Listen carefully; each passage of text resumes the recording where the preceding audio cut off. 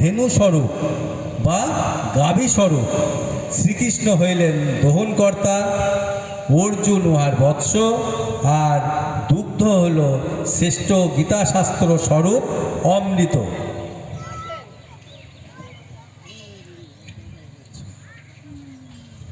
সারোত্তম অর্জুন, যে মানব ইচ্ছা করেন তিনি গীতারূপ নৌকা লইয়া অনায়াসে পার হইতে সামর্থ্য হয়। গীতা না গীতা জ্ঞান গত মুখ্য ইচ্ছতি মুরাচ্ছ এই স্থানে কীর্তন করিতেছি, তাহা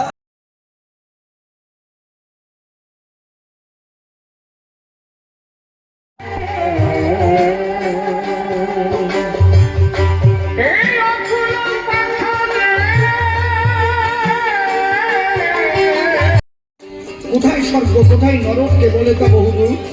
মানুষের মাঝে স্বর্গ নরক, মানুষের সুরাসুর। এই জায়গা আকাশ করবে, ধরা পড়লি জেলে যাবা। বিচারে ফাঁসিও হতে পারে, যাবজ্জীবন হতে পারে। ঈশ্বরের দরবারের বিচার ওইভাবে হয় না, আর ওই রকম সুন্দরী নারী টারি দেয় না। এই মিথ্যে কথা, জলই মিথ্যে কথা।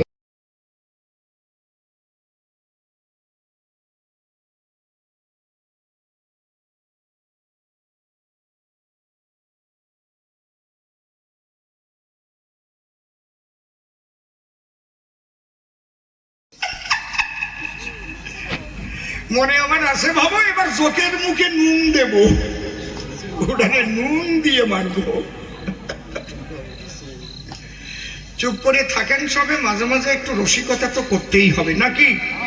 দাঁড়ায় সবার বরাবরই মোটে যদি রসিকতা না করি, আপনারা মনে মনে ভাববেন তাই অসীমদার আগে রস ছিল, তা বুঝি রাজনীতি করতে যে শুকোই গেল, আগের মতো নাই। অন্তরে করুন ধারণা, বান্দর বুড়ো হয়ে গেলেও গাছে ওটা স্বভাব যায় না, অত সোজা না। আরে খেজুর গাছ যত বুড়ো হয় রস তত মিঠি হয়। মোটা মোটা ফোটা কাঠের মশায় পাটালি হয়, দানা লাগু হয়, ঠিক না? ওই বুড়ো রস পাইছে,